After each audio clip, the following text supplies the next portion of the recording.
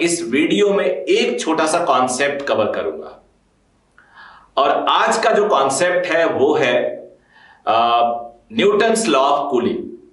थोड़ा सा मैं बता दूं, फिर मैं इसको स्क्रीन पे बताऊंगा। आप लोग में से बहुत सारे लोग जानते होंगे, बट आज उस न्यूटन्स लॉ ऑफ कूलिंग में से जो पॉइंट मैं कवर करने वाला हूं, हो सकता है उसमें एक आध चीज आपको नहीं पता चल जाए।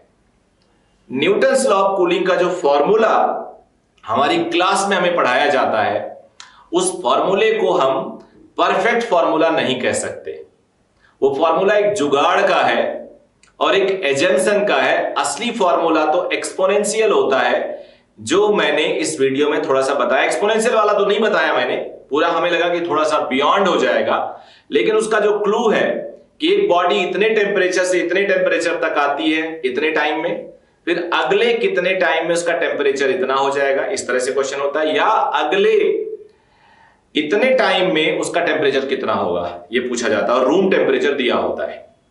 तो अब ध्यान देना, अगर एक बॉडी का रूम टेम्परेचर 10 डिग्री है, क्वेश्चन ने पूछा कि एक बॉडी का टेम्परेचर 50 से 30 होता है 10 मिनट में, तो 30 से 10 डिग्री होगा कितने मिनट में, और 10 डिग्री ही रूम टेम्परेचर है। तो मैक्सिमम बच्चे वो जो फॉर्मूला है न्यूटन्स लॉ ऑफ कूलिंग का, वो लगा के आंसर ला देंगे टाइम, जबकि आंसर है इनफाइनाइट। बॉडी को रूम टेम्परेचर में आने में इनफाइनाइट टाइम लगता है। तो ये इसकी खास बात है कि रूम टेम्परेचर तक आने में इनफाइनाइट टाइम रहता है। 4 ऑप्शन होगा, उसमें एक इनफाइनाइट टाइम होगा। तो इसको ध्यान से आप करके जाना, और बाकी मैं यहां पे दिखा दे रहा हूं, थोड़ा सा डेरिवेशन बता रहा हूं, उसको स्पीड अप कर दूंगा, और आप उसके बाद कमेंट करके जरूर बताना कि आपको ये सीरीज, छोटी सी सीरीज है, वो टाइम नहीं वेस्ट करेगा, 5-7 मिनट देख लिया, रिफ्रेश हो गया चलते हुए, कैसी लगी। न्यूटन्स लॉ ऑफ कूलिंग की जो शुरुआत होती है वो होती है स्टीफन्स लॉ से।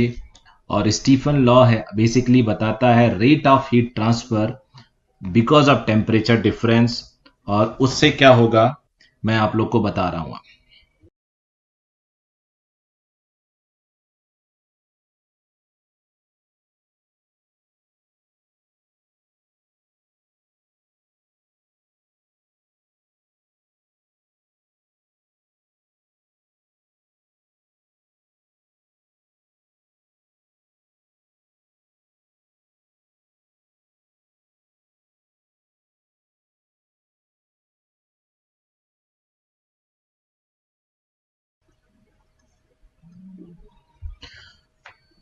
अब अगर बॉडी टेम्परेचर रूम टेम्परेचर से बहुत ज्यादा डिफर नहीं करता है,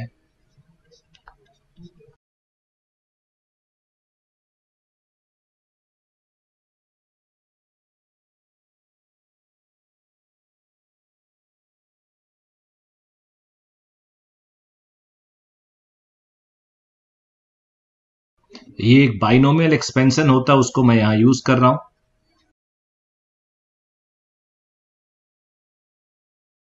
so you don't worry about this error, वो बाद में पता चल जाता है कभी कुछ अगर गलती हो जाए।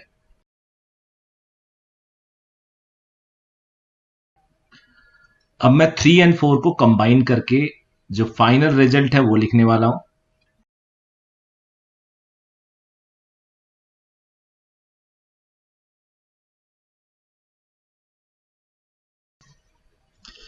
यहां पे काफी बच्चे रॉन्गली कंक्लूड कर लेते हैं, उन्हें लगता है कि rate of cooling is directly proportional to area of the body. Rate of cooling is directly proportional to the area of the body, जबकि एक रॉन्ग परसेप्शन है, बिकॉज मास जो नीचे लिखा हुआ है उसमें भी एरिया छुपा हुआ है। देखो कैसे, since mass is equal to density into volume, और वॉल्यूम में भी एरिया छुपा होता है मोस्ट ऑफ द टाइम। तो इसको बोलने से बढ़िया आपको बोलना चाहिए, आई एम सॉरी ये वी है,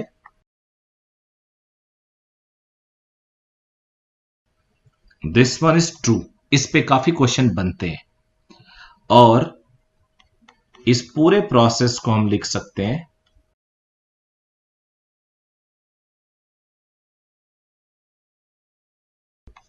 this is called Newton's laws of cooling. और ये पूरा का पूरा क्वेश्चन अगर सॉल्व करते हो तो इसका एक पूरा ग्राफ आता है। बॉडी टेम्परेचर T है, ये T0 room temperature, T1 initial temperature,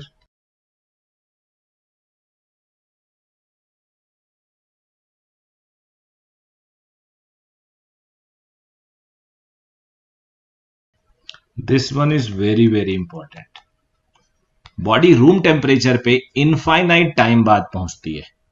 body room temperature पे इनफाइनाइट टाइम बाद पहुंचती है। अभी मैं एक आपको फॉर्मूला देने वाला हूं, अगर उसको अप्लाई करोगे तो उससे रॉन्ग आंसर आ जाता है।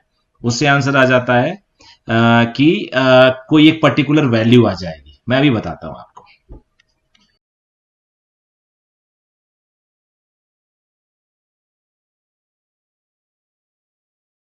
इसको मैंने ऐसे कर लिया।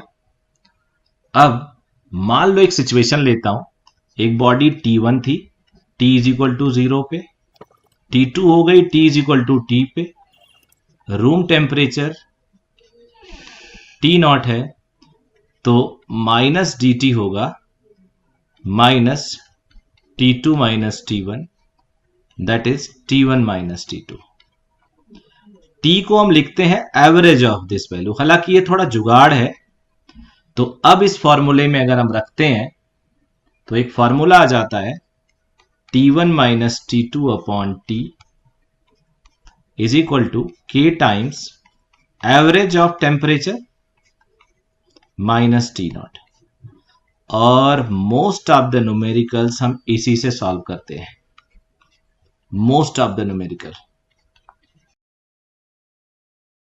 यहीं से सॉल्व करते हैं। आई होप एकदम क्लियर हो गया होगा आप लोग को। अब इस पे बेस्ड कुछ न्यूमेरिकल्स मैंने दे रखे हैं। ये कॉन्सेप्ट जो है वो आप लोग को थोड़ा स्ट्रांग करेगा मेंटली। कहां से आता है ये, एरिया अपॉन वॉल्यूम पे इसकी डिपेंडेंसी, और इससे रिलेटेड एक क्वेश्चन आप लोग सॉल्व करोगे। तो चलो एक क्वेश्चन मैं सॉल्व कर देता हूं।